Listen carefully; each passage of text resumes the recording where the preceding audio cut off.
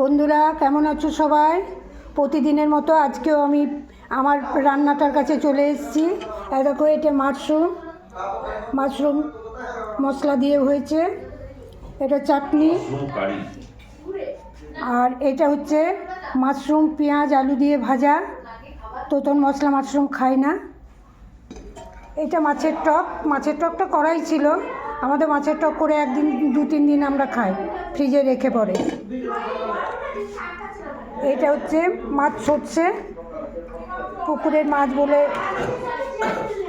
এত হচ্ছে। আর এটা আলু ভাজা, আমার ভাই মাশরুম দিয়ে আলু ভাজা খাই না, তাই আলু ভাজা।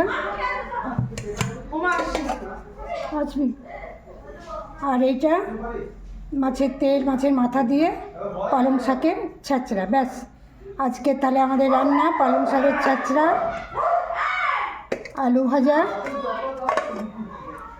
মাশরুম মশলা, চাটনি, মাশরুম আলু পেঁয়াজ দিয়ে ভাজা,